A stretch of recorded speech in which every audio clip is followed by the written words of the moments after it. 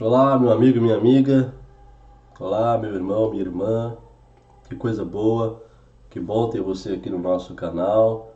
Que bom ter você aqui junto com a gente, para junto podermos aprender um pouco mais da palavra do Senhor.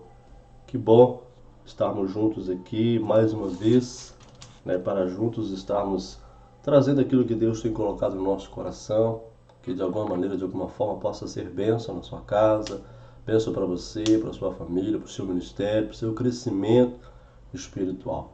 Desde já eu quero agradecer a você que é inscrito no nosso canal. Deus te abençoe tremendamente. Muito obrigado por ter você com a gente, viu? Eu agradeço mesmo de coração. Você é muito importante para a gente. Você, né, é o objetivo de nós termos criado esse canal, né? O nosso objetivo é ser bênção para você, para a sua vida, em nome do Senhor Jesus. Você que é novo por aqui, né? Está aí, né? Uma providência divina, né? Não deixe de deixar o seu like, o seu comentário, se inscreva no nosso canal também, né? Esperamos em Deus poder também abençoar a sua vida, a sua família e juntos, mutuamente, aprendemos um com o outro, né? Nos desenvolvermos mais, né, na palavra do Senhor, edificarmos uns aos outros, ser bênção um com o outro aí, em nome do Senhor Jesus, que Deus possa abençoar a sua vida, a sua casa, a sua família.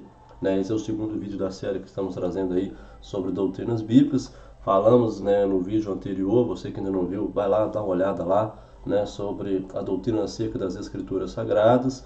E hoje nós vamos trazer a doutrina, né, acerca de Deus, aquilo que a palavra de Deus revela acerca de Deus, aquilo que Deus revelou para nós através das Sagradas Escrituras. Né? Essa doutrina tem um nome, né, teológico muito interessante, que é teontologia. Né?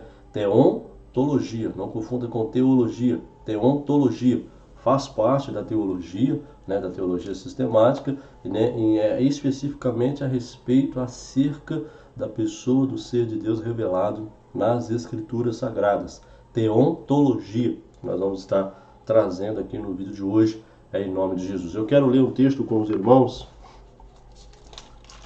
livro do Êxodo,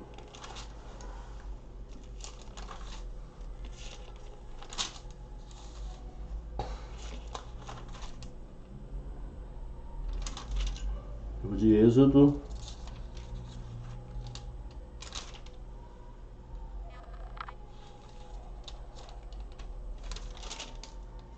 Deus aparece aí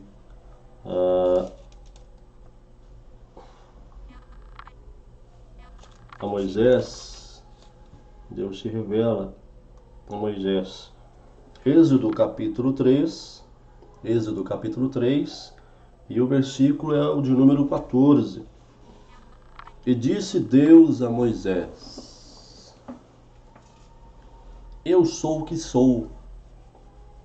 Disse mais: Assim dirás aos filhos de Israel: Eu sou, me enviou a vós. Texto profundo, né?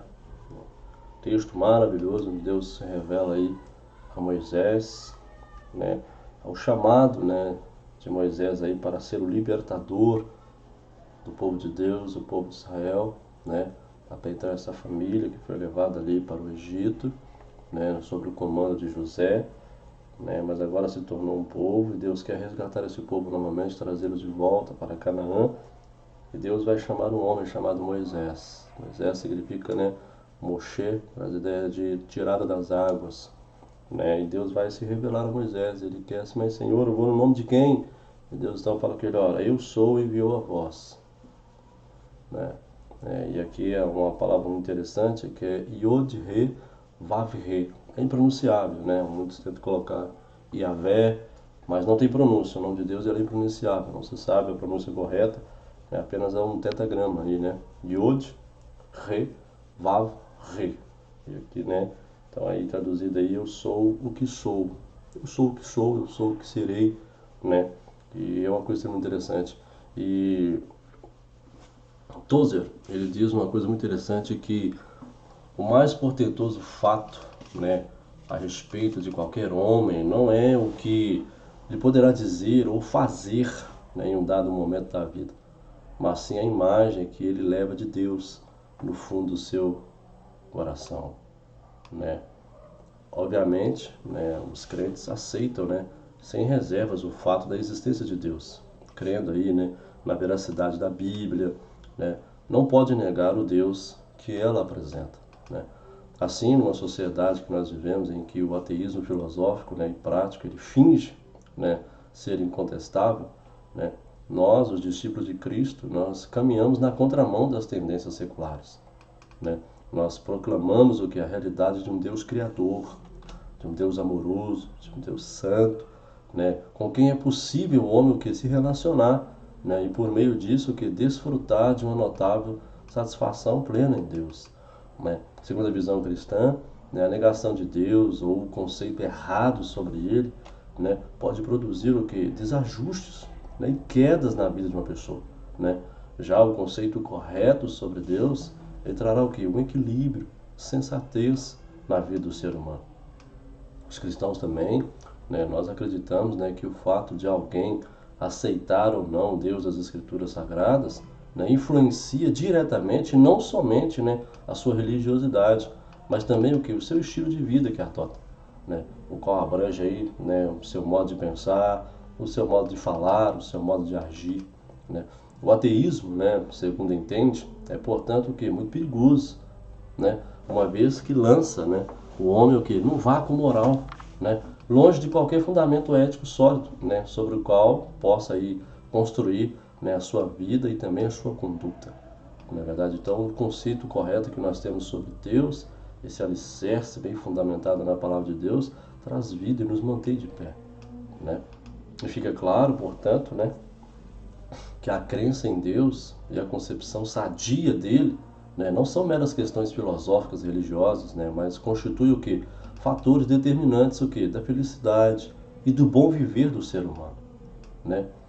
Sobre a existência de Deus, a Bíblia ela não discute a existência de Deus. Em parte nenhuma, ela quer provar que Deus existe, né? Antes, simplesmente, ela afirma, né, logo no seu primeiro versículo, lá em Gênesis 1:1, né, no princípio criou Deus. No princípio, Deus. Em princípio, Deus, né, como queiram os irmãos, né? Então, dizendo, né, posteriormente que é possível que perceber que Deus existe por meio do quê? Por meio da criação, por meio da providência divina. Vamos ler Atos. Eu quero te convidar a ler, né, o livro de Atos, capítulo 14. Atos, lá no Novo Testamento, Atos 14.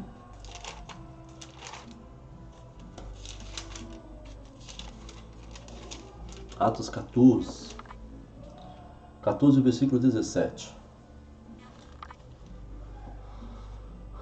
E contudo não se deixou a si mesmo sem testemunho, beneficiando-vos lá do céu. Aí você vê aqui, né, a Bíblia revelando que Deus aí, né, o que? Tratando da criação, da providência, né? Contudo não se deixou a si mesmo sem testemunho, beneficiando-vos lá do céu, que dando-nos chuva, tempos frutíferos, enchendo de mantimento e de alegria o que? Os nossos corações. Olha Romanos 1:20. Romanos, capítulo 1, versículo 20, diz assim: Porque as suas coisas invisíveis desde a criação do mundo, tanto o seu eterno poder, como a sua divindade se entende, e claramente se vê pelas coisas que estão criadas, para que eles fiquem o quê? O quê? Inexcusáveis, né? Então isso é muito interessante. Então você vê, né, que a Bíblia ela mostra, né, que é possível aí perceber Deus existe por meio da criação e da providência, né? Então, sendo isso tão óbvio aí, né, que somente o que os insensatos, né, são capazes aí de dizer que não há Deus, né? Como diz o Salmo 14, né? Diz o touro no seu coração, não há Deus, né? E por causa disso, né, os argumentos que a gente vai tentar trazer aqui, muito simples, muito rápido, né, não foram desenvolvidos na Bíblia, né? Em vez disso, eles foram aí elaborados por teólogos do passado, né, que perceberam que a existência de Deus ela pode ser, de alguma forma, claro, muito simplória, ser comprovada pelo simples fato e pelo uso da razão, né? E basicamente, né, foi tratado por algum teólogo, principalmente, né, Tomás de Aquino, né, 4 argumentos lógicos, né, que são usados aí para defender a existência de Deus. O primeiro argumento é o argumento cosmológico, né? Esse argumento ele afirma o quê? Que existe o mundo, né, do grego cosmos, né? Existe o mundo. E logo, algo ou alguém deve tê-lo causado, né? Pois não existe efeito sem causa, né? E ademais, né, numa cadeia ininterrupta de causas e efeitos, chega-se o quê? Fatalmente a uma causa original não causada, né? Então, essa causa primária só pode ser quem? Deus, né? Os principais expoentes desse argumento aí, que eu tento trazer para os irmãos, foram aí Aristóteles, né? E também um grande teólogo aí chamado Tomás de Aquino, né? Em sua Súmula Teológica. O segundo argumento, também muito conhecido, é o argumento teleológico, né? Aponta o quê? Para o fato, né, de que as coisas que existem no universo têm um propósito ou uma finalidade, né? A palavra telos, né? O grego telos, né? Finalidade, propósito, né? Além disso, tudo revela um arranjo que é ordenado num grau de harmonia e organização surpreendente, né? Obviamente, né, um sistema harmonioso, funcional, né, e que atende às inúmeras finalidades não pode ter como causa que uma força impessoal, né, seja como uma explosão cósmica, por exemplo, né, a tendência do Big Bang, né, alguém teve que apertar o botãozinho lá para explodir, né, se esse é o caso, né, ou mesmo o acaso, né, coisa assim, tem que ter muita fé para acreditar nisso, não é verdade?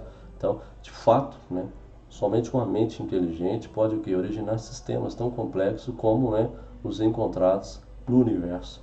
E essa mente só pode ser quem? Só pode ser Deus. Na verdade, é o causador de todas essas coisas. Um outro argumento também, muito conhecido no meio teológico, é o argumento antropológico e moral, né? Esse argumento ele realça o quê? Que o homem não é apenas um ser físico, mas também um ente dotado o quê? De consciência, de senso moral, de intelecto, de emoções, de vontade, né? De ser crítico, né? E esses fatores psíquicos e morais o que não pode ter como causa uma força cega ou meros componentes, né, fisioquímicos. Além disso, a crença da divindade ela é o que? Ela é inerente do homem, do ser humano, né? Tudo isso só encontra explicação no fato do ser humano ter sido o que? Criado à imagem e semelhança de um Deus santo e pessoal, que o que? Imprimiu nele o que? Algumas de suas marcas, estão impregnadas em nós.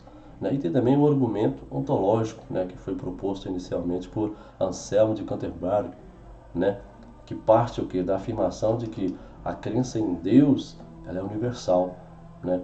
Sendo certo que todo homem tem em si o que? A ideia de um ser perfeito, né? E segundo Anselmo, né, se o homem concebesse a ideia de um ser perfeito que não existe, esse ser não seria perfeito, né? Dado que a sua inexistência, né? Logo, o ser perfeito ele deve o quê? Deve existir, né? Esse argumento, além de confuso, né, tem sido muito questionado aí no tocante à sua validade no meio teológico, né? Outra coisa interessante também, quando tratamos sobre a pessoa de Deus, a pessoalidade de Deus, são os atributos de Deus, né? E o que é um atributo? Um atributo é uma qualidade própria de um ser, né? Por atributo de Deus entende-se o que? As propriedades aí que pertencem ao que? Ao seu ser e que consequentemente o que? O caracterizam como pessoa, né? Seus atributos são perfeições que lhes são o que? Atribuídas nas Escrituras, reveladas nas Escrituras, e que podem ser o que?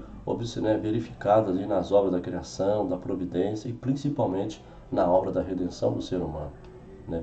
E como os atributos de Deus são vários, né, eu não vou me deter a todos eles aqui por causa do nosso tempo, né, vamos dividir aí em dois grupos que nós temos aí. Nós temos os atributos naturais e os atributos morais, ou atributos comunicáveis e atributos incomunicáveis, né?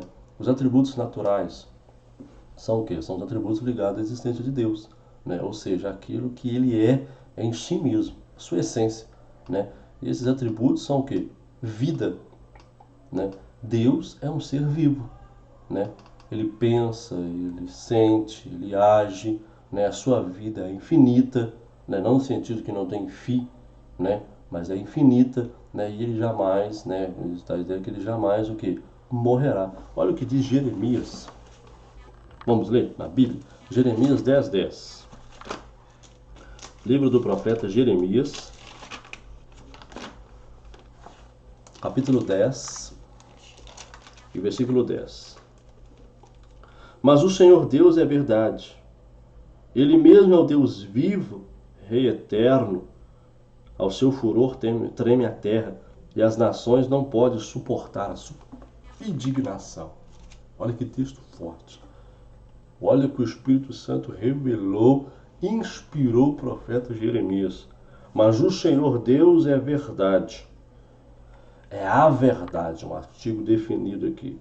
Mas o Senhor Deus é a verdade. Ele mesmo é o Deus vivo e o Rei eterno.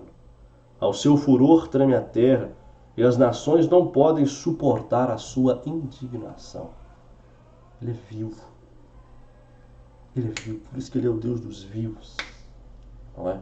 Olha o que diz Mateus, capítulo 16, e o versículo 16 também.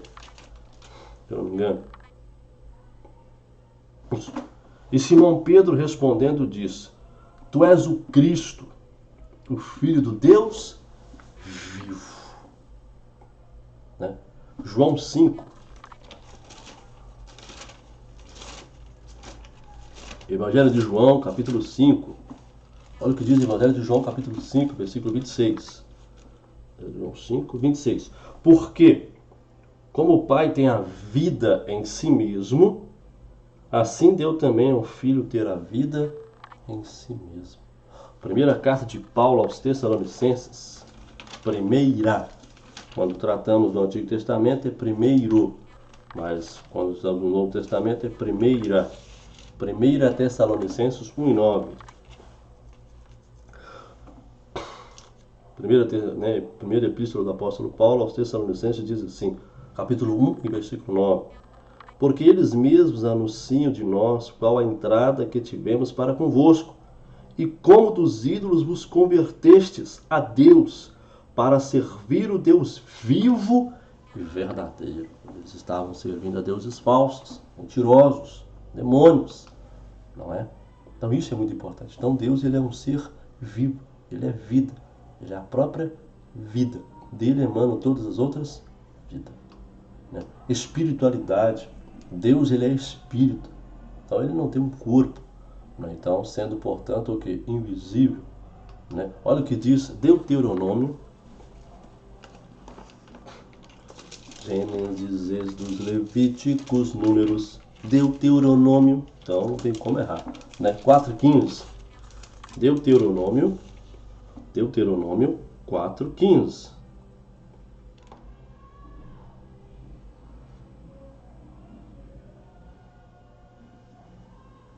Vamos lá? Que fala da espiritualidade, do Espírito. Beleza? Deuteronômio 4:15. Guardai, pois, com diligência as vossas almas, pois nenhuma figura vistes no dia em que o Senhor, em Horebe, falou convosco do meio do fogo. Olha só, João 4:24, lá no Novo Testamento, olha que revelação, que inspiração maravilhosa, complementando este texto de Deuteronômio, capítulo 4:15. João 4:24. Olha o que diz João 4:24. Deus é Espírito, e importa que os que o adorem em Espírito e em verdade. Complementando esse texto, 1 Timóteo 1:17. 1 Timóteo, primeira epístola do apóstolo Paulo, ao jovem pastor de Éfeso, Timóteo, seu discípulo amado, 1:17. Ora, ao Rei dos séculos, imortal, invisível, ao Deus único, sábio, seja honra e glória para todos sempre. Amém. Temos alguns outros atributos dele aqui, né? Mas aqui o que nós estamos dando é a sua espiritualidade, que Deus é Espírito. Né? Outra coisa também que Deus, ele é personalidade. Deus, ele é pessoal, ele é uma pessoa.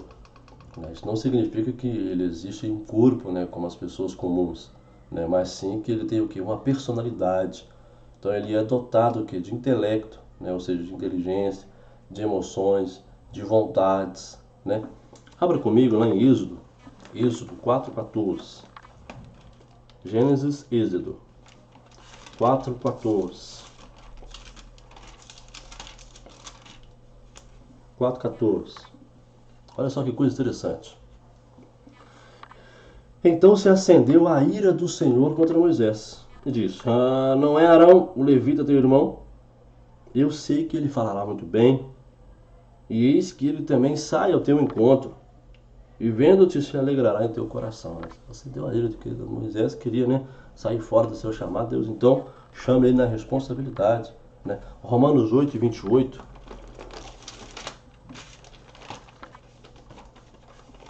Romanos 8, 28. Romanos capítulo 8, versículo 28. Isso mesmo. Olha só, Romanos capítulo 8, versículo 28. Que faz aí, que fala que Deus, né, é uma pessoa, pessoal, que tem vontade própria, né? Sabemos que todas as coisas contribuem juntamente para o bem daqueles que amam a Deus, daqueles que são chamados segundo o quê? Segundo o seu propósito, né? Olha o capítulo 11, a partir do versículo 33 ao 36. Ó profundidade das riquezas, tanto da sabedoria como do conhecimento de Deus. Quão insondáveis são os seus juízos e quão inescrutáveis os seus caminhos. Por quê? Quem compreendeu a mente do Senhor? Ou quem foi o seu conselheiro? Ou quem lhe deu primeiro a ele para que ele seja recompensado? Porque dele e por ele, para ele, são todas as coisas. Glória, pois, a ele eternamente. Amém. Efésios, capítulo 1, versículos 8 e 9, diz assim: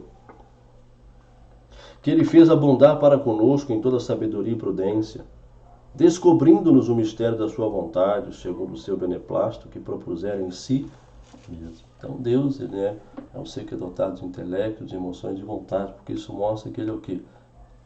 Ele é um pessoal. A personalidade de Deus. Deus é pessoal. Um outro atributo também é a autoexistência. Deus existe por si mesmo, né? Ele não foi causado, né? Sua vida não provém de nada que não seja o que? Ele mesmo, né? É necessário frisar também, né, que ele não se autocriou, né? Ele subsiste por si mesmo. Êxodo 3,14. Abra comigo lá. Êxodo 3,14. É o texto que nós lemos. Disse Deus a Moisés: eu sou o que sou. Eu sou o que sou. Né? Eu sou o que sou. Então, né, isso aí é muito importante para a gente saber isso, a gente frisar isso, a autoexistência de Deus, né? Eterno, né? Eternidade, né? Deus, ele não tem começo e nem fim, né? Ele existe, sempre existiu eternamente, né? Ele está acima do tempo, né? Olha o Salmo 90, olha que salmo poderoso. Salmo 90, Salmos, livro de Salmos, né? Salmo 90 e o versículo 2. Antes que os montes nascessem, ou que tu formasses a terra e o mundo, mesmo de eternidade a eternidade, tu és Deus. Profundo demais, né? Profundo. Olha o que o autor aos Hebreus, inspirado pelo Espírito Santo, ele vai escrever. Hebreus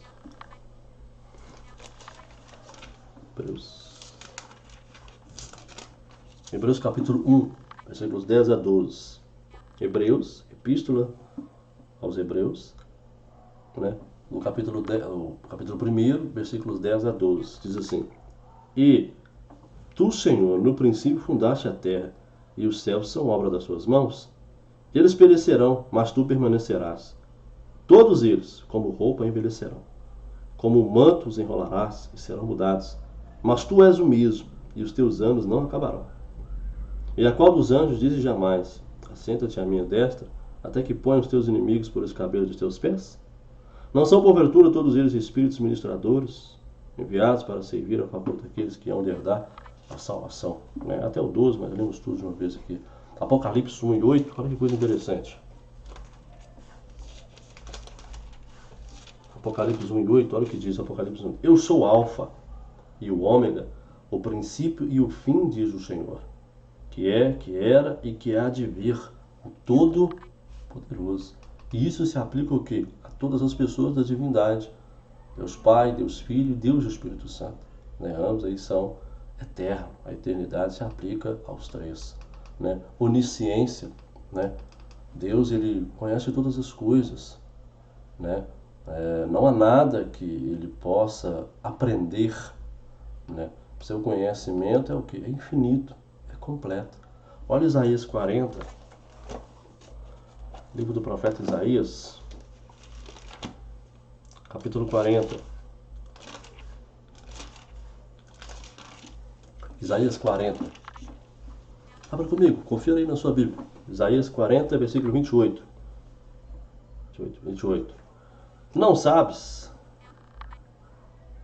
Não ouviste que o eterno Deus, o Senhor, o Criador dos fins da terra, nem se cansa, nem se fadiga, é insondável o seu entendimento? Olha que coisa interessante. Hebreus 11, nós já lemos esse texto, mas é importante lermos novamente para melhor compreensão dos irmãos e também para afirmar também o que estamos falando aqui à luz da palavra de Deus, para não achar que é, né, de mim mesmo, né? Pelo contrário, eu reconheço a minha pequenez aqui diante dos irmãos, né? Romanos, capítulo 11, versículo 33. Ó profundidade das riquezas, tanto da sabedoria como do conhecimento de Deus. Quão insondáveis são os seus juízos e quão inescrutáveis os seus caminhos. Então o conhecimento dele é o quê? É infinito e completo. Né? Ele sabe o que aconteceu, o que acontece, o que acontecerá, né? E o que aconteceria. Né? Deus vive um eterno agora, um eterno hoje. Deus vive um eterno hoje. Tudo para ele é hoje. Diferente para a gente. Nós temos passado, presente e futuro. Deus vive um eterno presente.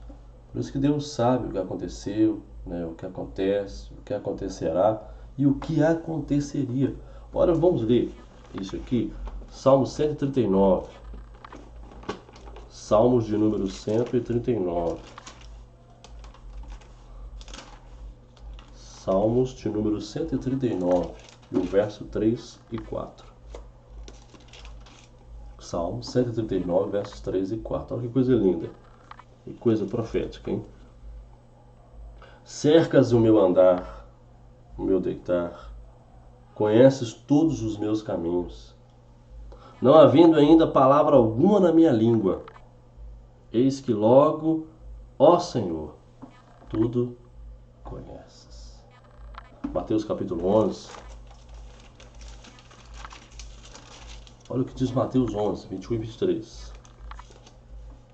Mateus capítulo 11, versículo, né, quando a lei das cidades impenitentes, né, Jesus vai começar a lançar aí, né, sobre essas cidades, porque eles não se arrependeram com os milagres que Jesus fez nelas. Ele diz: ai de ti, Corazim, ai de ti, Betsaida, porque se em Tiro e Sidom fossem feitos os prodígios que em vós se fizeram, a muitos se teriam arrependido, com saco e cinza.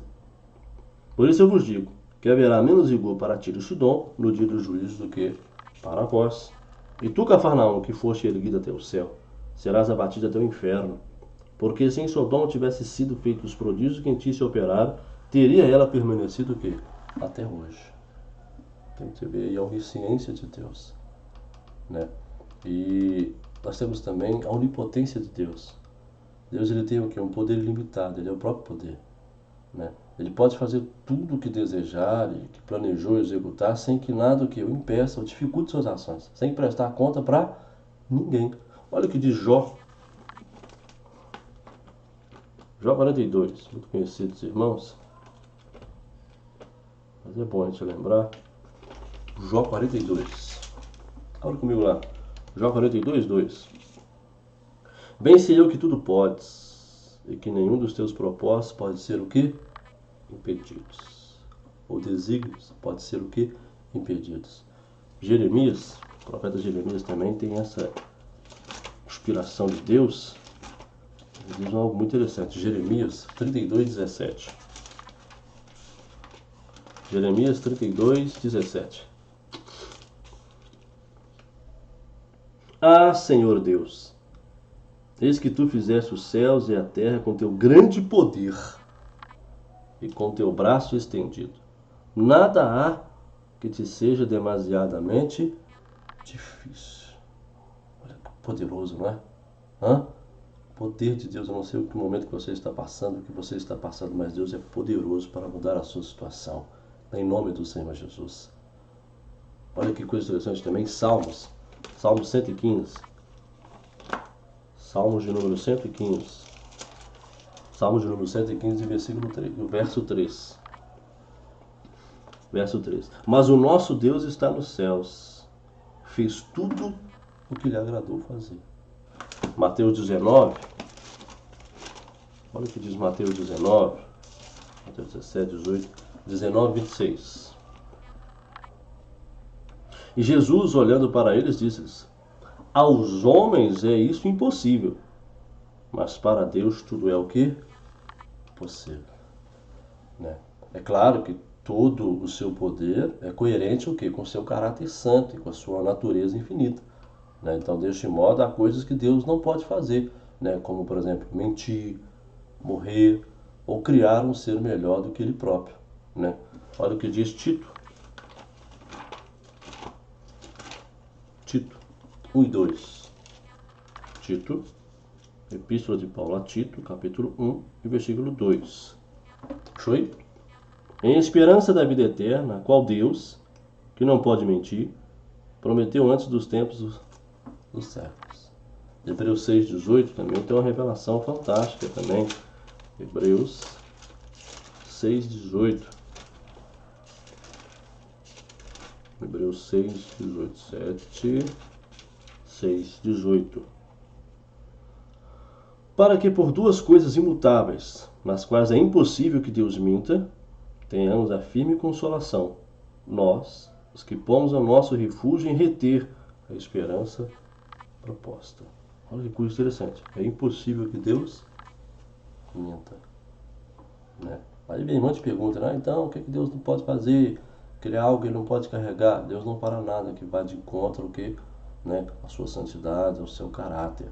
Não é? Nós temos também o que? A onipresença. Né? Deus está presente o que? Em todos os lugares. Né? Não se pode fugir da sua presença. Né? Isso não significa, claro, que Deus está contido em sua criação. Né? Deus não está na planta, no rato, no papagaio, na barata, no mosquito, na formiga, não.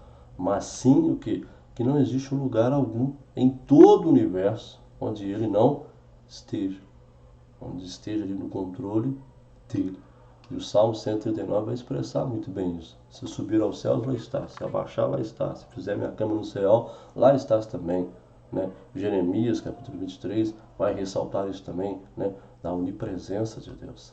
Nós temos também a imutabilidade. Né? Deus ele não muda. Né? Ele permanece sempre o mesmo. Né? O seu relacionamento com as pessoas, né? As transforma. Mas ele mesmo que nunca é transformado.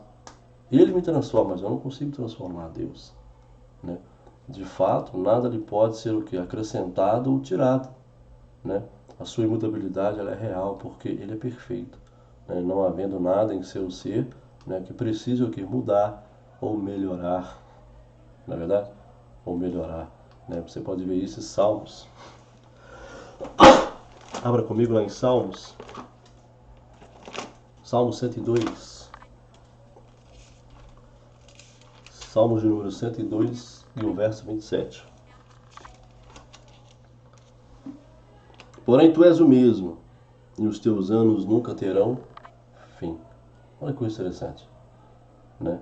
Malaquias, se não me engano, acho que é isso mesmo. Malaquias 3,6. O último livro do Antigo Testamento, de acordo com a nossa Bíblia, né? Na ordem que estão os livros da nossa Bíblia. 3,6 diz assim, ó: porque eu, o Senhor, não mudo.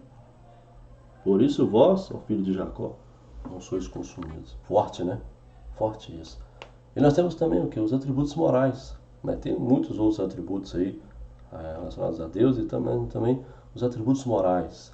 né? São aqueles atributos ligados ao que? Ao seu caráter, infinitamente ao que? Imaculado de Deus, né? Nós temos dois aí, né? Nós temos a questão da santidade, que ele é absolutamente santo, né? Ele está separado de tudo o que é mal e impuro, né? Ele é perfeito, puro, ele é íntegro em seu caráter. Olha o que diz Isaías, um texto muito conhecido, Isaías 6, né? A visão que o profeta teve ali do Senhor. Isaías 6:3. E clamavam uns aos outros dizendo: Santo, Kadosh, Santo, Kadosh, Santo, Kadosh, é o Senhor dos exércitos. Toda a terra está cheia da sua glória. Glória a Deus por isso. 1 de Pedro 1. 1 de Pedro, para o finalzinho mesmo. 1 de Pedro 1:15.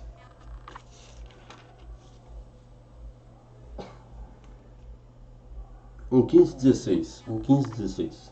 1 de Pedro, primeira epístola, né, universal de Pedro, né, uma carta geral, né, uma carta universal, né, primeira epístola universal de Pedro, capítulo 1, versículo 15-16. Mas, como é santo aquele que vos chamou, olha só, aquele que te chamou, ele é santo, ele é separado. Sede vós também santos em toda a vossa maneira de viver. Não como a santidade de Deus, é claro, mas ser separado, ser santo. Porque está escrito: sede santos, porque eu sou santo. Claro que a nossa santidade ela não se assemelha à santidade de Deus, né? Que é claro que é infinitamente superlativo, muito mais. Mas nós somos chamados aí também a sermos santos, porque Ele é santo. 1 de João 1:15. Não, perdão, 1:5. 1:5. 1 de João, né? Primeira Epístola Universal de João, capítulo 1, versículo 5. Não é 15. Mas qualquer que guarda a sua palavra, o amor de Deus está nele, verdadeiramente aperfeiçoado. Nisto conheçamos que estamos nele. Olha Hebreus 6:18. Hebreus capítulo 6, verso 18, versículo 18. 6:18. Para que por duas coisas imutáveis, nas quais é impossível que Deus minta, tenhamos a firme consolação, nós os que pomos o nosso refúgio em reter o quê? A esperança proposta. Então você vê que a santidade de Deus ela se manifesta o quê? Por meio, né, de sua retidão. Ou seja, ele faz e exige o quê? O que é reto. Olha o Salmo 25. Salmos de número 25. Salmos de número 25. Olha o que diz aqui, ó. Salmo de número 25, verso 8. Salmo de número 25 e o verso 8. Bom e reto é o Senhor, por isso ensinará o caminho aos pecadores. Então você vê que, né, que também por meio de sua justiça, né, que é aí a execução das penalidades contra o pecado, né, a santidade de Deus ela é evidenciada. Por isso que a justiça de Deus, por ele ser santa, a justiça de Deus ela assim vai cobrar o que do pecador, por causa da santidade de Deus. É a justiça de Deus, né, ali executando por causa da santidade de Deus que requer que justiça seja feita contra o pecado. Né? Por isso que ele vai matar o seu Filho Jesus Cristo, vai dar ele como, né, como propiciação dos nossos pecados. Cristo vai morrer no nosso lugar para pagar, porque a santidade de Deus ela exige uma execução, né, das penalidades aí contra o pecado. Né? Então a santidade de Deus ela se evidencia aí dessa forma. Uma outra coisa interessante também que nós temos também, meus irmãos, é o amor. Não podemos deixar de lado isso. Deus ama as suas criaturas, porque Deus é amor. Né? Ele se preocupa com o bem-estar delas. Ele se preocupa comigo, ele se preocupa com você, meu querido amigo, minha amiga. Não sei o que você está fazendo, mas eu quero dizer, Deus te ama. Deus te ama. Se aproprie dessa verdade, em nome de Jesus, Deus te ama. Né? Deus, ele te ama. Né? Movido pelo amor, né? Deus sai o que? Em busca do homem. Né? E procura o que? Se relacionar com ele. Mesmo quando isso o que? Envolve sacrifício. Né? Olha Isaías 63. Isaías 63. Isaías 63, 9. Isaías 63, 9. 63, 9. Em toda a angústia deles ele foi angustiado, E o anjo da sua presença os salvou, pelo seu amor. E pela sua compaixão ele os remiu, e os tomou, e os conduziu todos os dias da antiguidade. Vê o cuidado de Deus? João 3,16. Porque Deus amou o mundo de tal maneira que deu seu único filho, seu filho unigênito, para que todo aquele que nele crê não pereça, mas o que? Tenha a vida eterna. 1 de João 4,16. Olha o que diz 1 de João 4,16. E nós conhecemos e cremos no amor que Deus nos tem. Deus é amor. E quem está em amor está em Deus. E Deus nele. Olha que coisa linda. Então, o amor de Deus se manifesta também por meio de sua misericórdia. Que é o que? A disposição que ele tem de não aplicar a pena que o pecador merece. Aquilo que eu e você merecíamos. E por meio da sua graça, esse favor imerecido, que é a disposição que tem de dar aquilo que o pecador não merece. Efésios 2,8. Efésios 2,8 diz assim: porque pela graça sois salvos, por meio da fé. Isso não vem de vós, é dom de quem? É dom de Deus. Isso aí é o que? O seu amor. Temos outros atributos, por exemplo, você tem a soberania. Deus, ele reina absoluto sobre todo o universo, governando e com sua infinita sabedoria e sem ter que oferecer explicações a ninguém acerca de seus atos. Olha Jó 40, é forte esse texto. Livro de Jó, capítulo 40, é o que ele vai expressar. Jó, capítulo 40. Olha que revelação.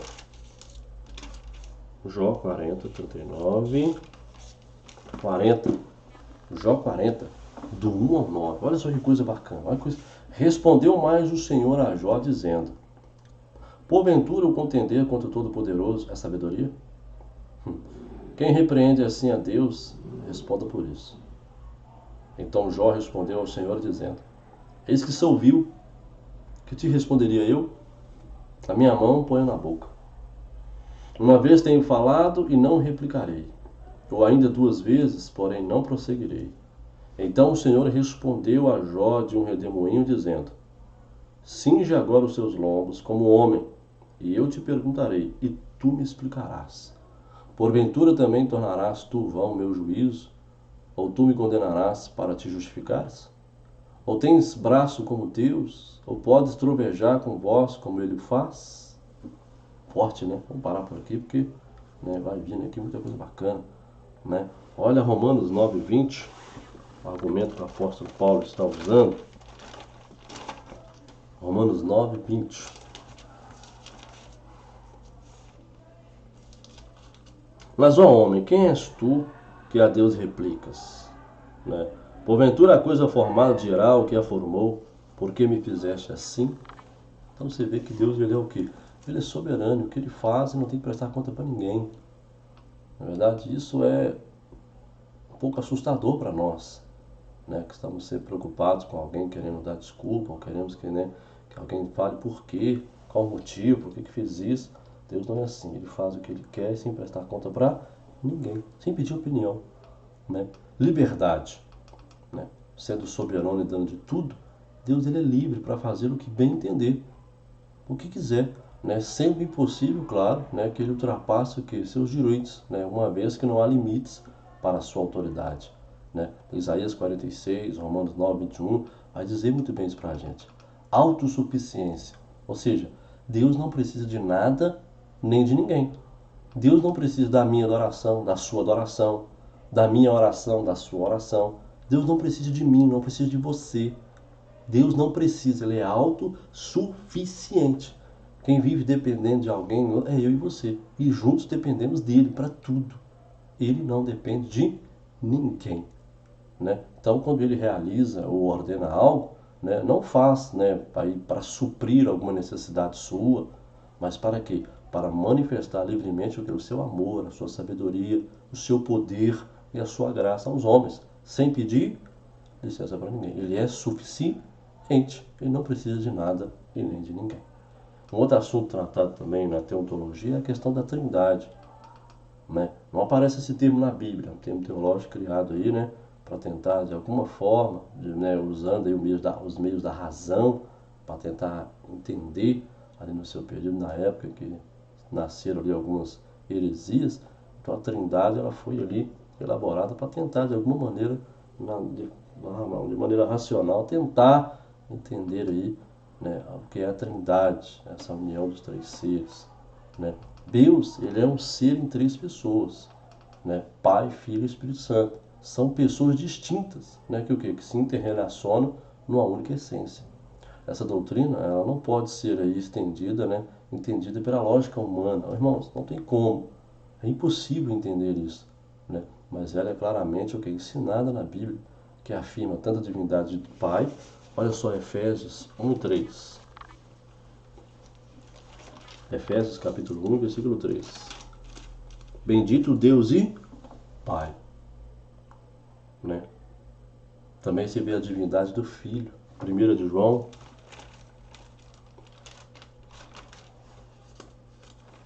Primeira epístola de João. Pedro. 1 de João, né? 5:20. 1 de João 5:20 diz assim: E sabemos que já o Filho de Deus é vindo, e que nos deu entendimento para que conheçamos ao verdadeiro, e no que é verdadeiro estamos, isto é, em seu Filho Jesus Cristo. Este é o verdadeiro Deus e a vida eterna. E também o Espírito Santo, a divindade do Espírito Santo. Atos capítulo 5, versículos 3 e 4. Atos capítulo 5, versículos 3 e 4, diz assim: Disse então Pedro: Ananias, por que encheu Satanás o teu coração para que mentisses ao Espírito Santo? Né? É o relato ali de Ananias e Safira, né? Ambos eram um casal. Se retivesse parte da herdade, guardando não ficava para ti, e vendida não estava em teu poder, por que formaste este desígnio em teu coração? Não mentistes aos homens, mas a Deus, porque naquele dia quem veio recolher a oferta? O Espírito Santo. Eles estavam mentindo a quem? Aos homens? Não, a Deus. Então você vê a divindade do Espírito Santo.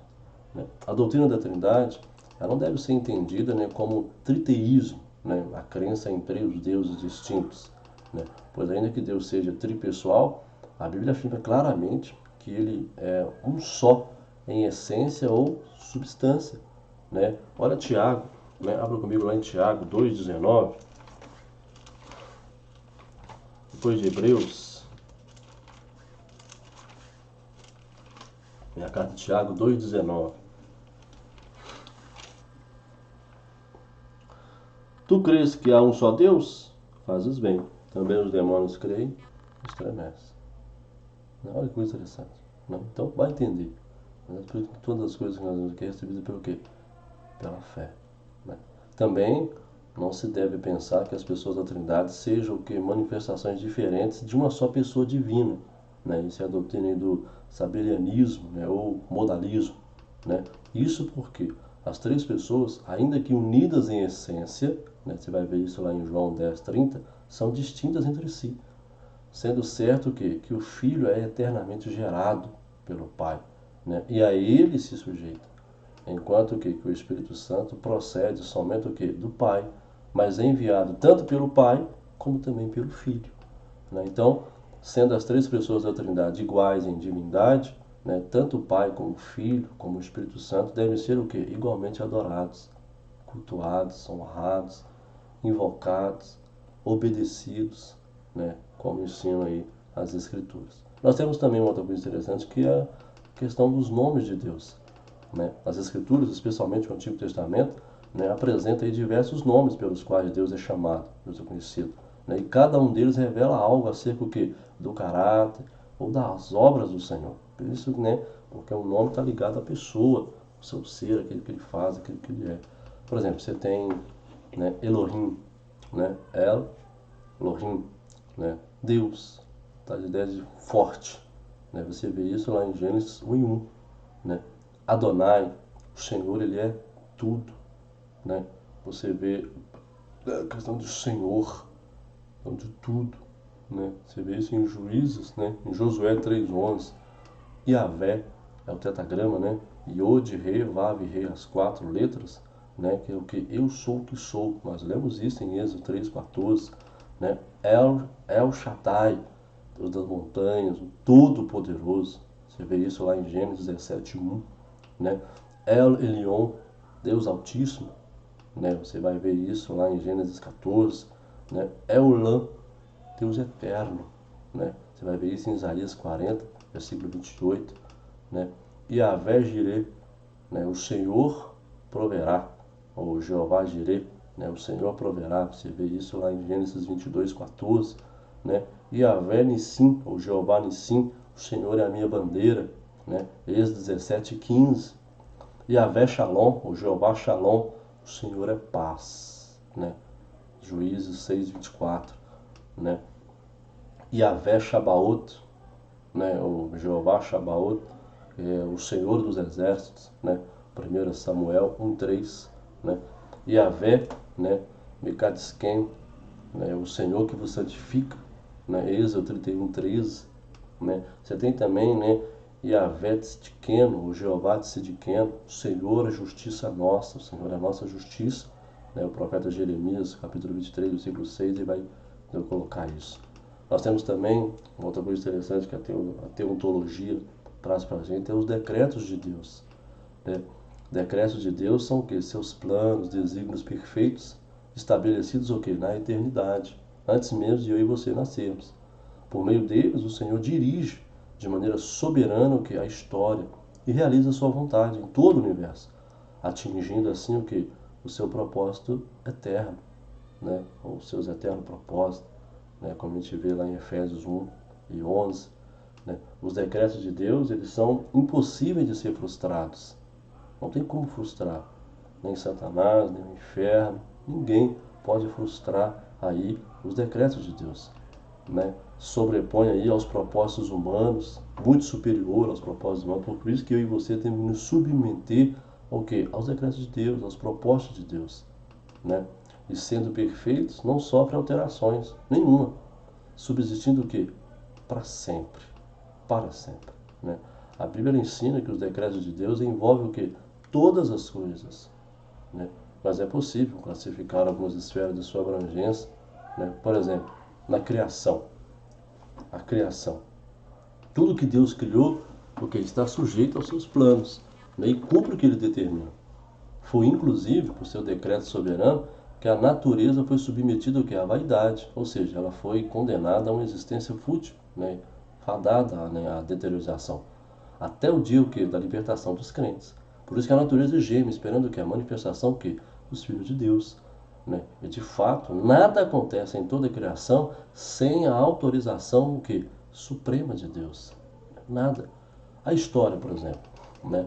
O Senhor determinou que os tempos de ascensão e queda de todos os povos e também o que? As regiões específicas que deveriam ocupar, né? Ele decretou o que? Atos cruéis da Síria, né? Você pode ver isso em Isaías capítulo 10, né? A queda do império por não o que? Reconhecer que era só um instrumento nas mãos de Deus. A Síria não reconheceu, né? Por isso ela caiu, né? Ele decretou também o que? A destruição aí de todas as nações, o que? Pelos babilônios, né? E determinou também, predeterminou aí também, né, de maneira soberana, o castigo dos próprios babilônios. Que a maneira como eles tratariam o seu povo, eles seriam tratados também, né? E planejou, acima de tudo, a restauração de Jerusalém. Por meio de quem? Por meio de Ciro. Antes mesmo de Ciro nascer, Deus já falava dele na profecia.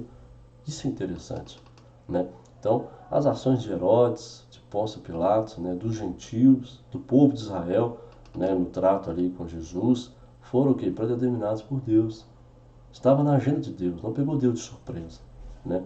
Ele também traçou, né, aí a trajetória da expansão do cristianismo, né? Está onde está porque por ordem divina, soberania de Deus, né? O Senhor decretou, a história termina o quê? Com a sujeição completa de todo o universo o quê?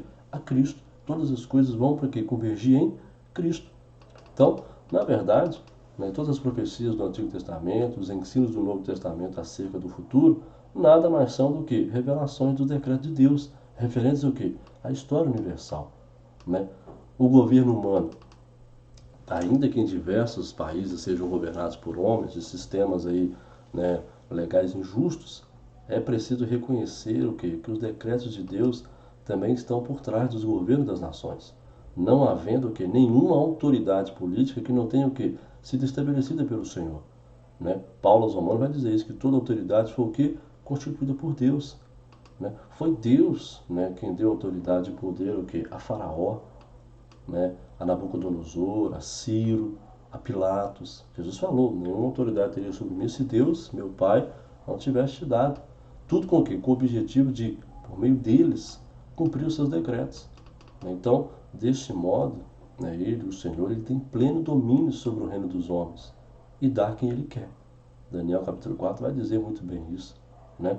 Movendo o que? O coração dos governantes de acordo com seus propósitos. Às vezes o que? Misteriosos, mas sempre justos, para cumprir com o seu propósito, que é muito maior, né? Você tem também a vida dos indivíduos, né? Os planos de Deus se realizam também o que? Na vida de cada indivíduo, sendo ele quem decide formar pessoas fisicamente perfeitas, pessoas mudas, surdas, cegas, né? O Senhor também decretou que os limites da vida de cada um, fixando o que? O número certo de seus dias, né? Todos os detalhes da história de todos os seres humanos, né? Incluindo suas funções, suas capacitações, suas experiências e a forma como hão de morrer, né? Deus age livremente, né? Como bem entende na vida de todo e qualquer indivíduo, sempre com interesse o quê? Né? Sempre com o objetivo de realizar o que? Os seus objetivos, né? Você lembra que ele fez Sansão se interessasse por uma moça filisteia a fim de quê? De cumprir os seus planos contra os inimigos de Israel, né? Ele impediu que os filhos de Eli, porque ouvissem os conselhos do pai, porque Deus queria matá-los, não é? Ele também, o que? Ele decretou que a traição de Judas, né? Não determinou, mas decretou, ela está profetizada nas escrituras, que um haveria de trair Jesus, né? Usando o falso aí, você vê que Judas ele se encaixou nisso, ele pegou aquilo para ele, né?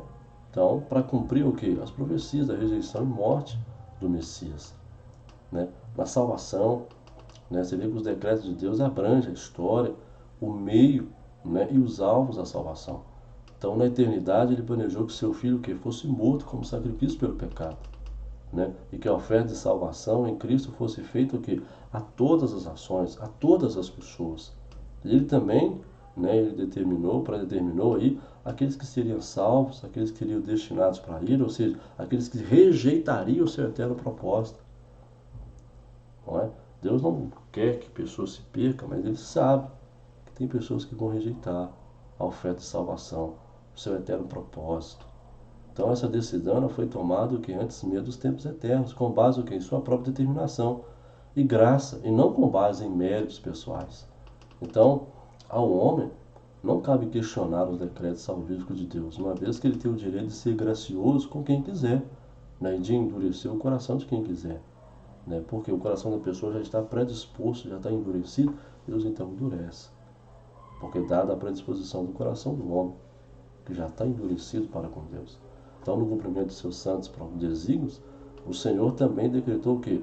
Que ele uniria judeus e gentios num só corpo, a igreja, né? E que um só remanescente de Israel seria salvo antes da vinda do Senhor, né? E isso eu quero trazer algumas ressalvas importantes aqui para mim e você, que os decretos de Deus, eles não tornam os homens inocentes pelos males que praticam, né?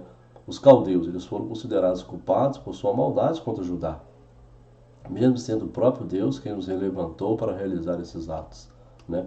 Da mesma forma, Herodes, Pôncio Pilatos, eles pecaram quando conspiraram contra Jesus, apesar de ter sido que Deus quem decretou que agisse assim. Você pode ler isso lá em Atos capítulo 4, né?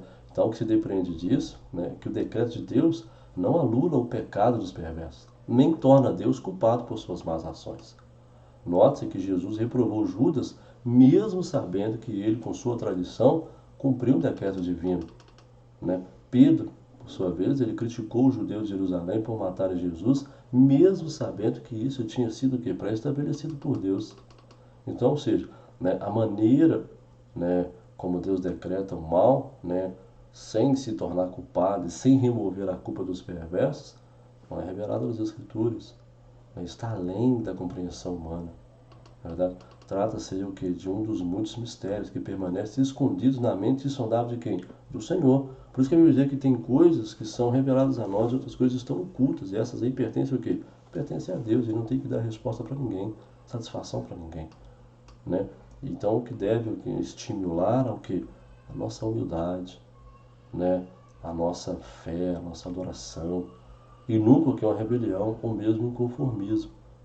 Né? Bom, quem vai entender isso? Na verdade, os decretos de Deus também não podem ser alterados pelas orações dos homens. Né? Nós temos textos na Bíblia que dá a impressão de que Deus mudou de plano por causa da intercessão de alguém. Né? Mas deve ser entendido que no sentido de que a aparente mudança no desejo do Senhor já estava fixada em seus planos pré-estabelecidos, sendo que a própria oração parte integrante desses planos.